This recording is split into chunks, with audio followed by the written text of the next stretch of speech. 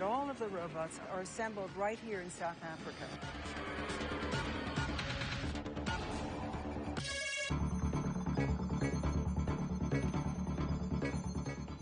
People, if I may have your attention, please.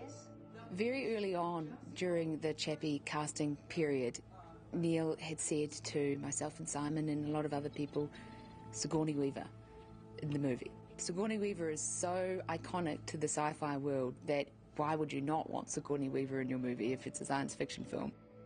Because she's so identified as Ripley, because especially in Neil's brain, she is so that character, it was almost hard to imagine her as a different character in a science fiction movie.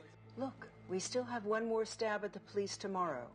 You just keep trying to get the costs down, all right? She is one of the, if not the most archetypal female character in the history of science fiction movies.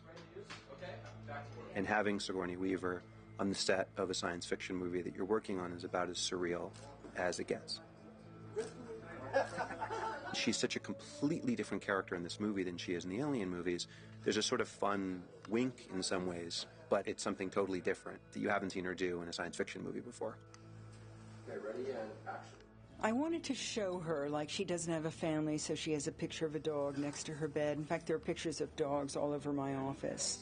I do think it's lonely at the top. I don't think she socializes a lot. And it has a kind of very private life, I think. All this stuff about artificial intelligence really leaves her cold. Unless it can hold a weapon and shoot it, she's really not interested. There's a kind of, I suppose, classiness to her, which, you know, we need. We're not very big on class, you know, and we need to sort of up the ante with the classiness. So Sigourney brings that, because Hugh's character's not bringing it, I'm not bringing it, but Sigourney definitely brings the class, you know what I'm saying? A new kind of life form, new step in evolution. Mm-hmm. Got it. Great. Droid 22 written off, crush the chassis and recycle the alloys. When we started talking about casting Dion, none of the people that we even discussed were over the age of 30. And for Neil, really his first choice was Dev. I called Dev's agent. I was like, this is a call that very few agents get, but he's the only option for the part, so he has to do it. The reality of the world is a bunch of kids in their garages who are, you know, making the technology that's going to transform our world. Dev has the thing that Neil was looking for, which is he feels intelligent, but he also feels very sweet and human and sort of open-faced. My initial worry was, am I too young to play this? And Neil has complete faith, and his faith in me is what really gave me this confidence to come in and play him like I did. The thing that constantly grounds me in my character is just being incredibly, intensely passionate. He's got such a natural sort of effervescence and extrovert kind of personality. And to put that in what is often played as a sort of nerdy, quiet, sort of computer geek sort of thing is, I think, brilliant. Chappie! Dev plays it so beautifully. And I think probably the real scientists are the young geniuses. We just haven't heard their names yet. He really transformed the character into, I think, more than what anyone even anticipated. I've just had a really good time working with him. Who did this to mommy?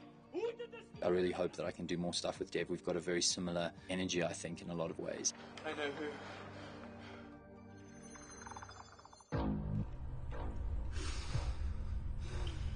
When Neil decided to cast Hugh Jackman as the villain of Chappie, he had a very particular idea in his head about what the villain would be. Neil and Hugh together just have developed one of my all-time favourite villain characters in a movie.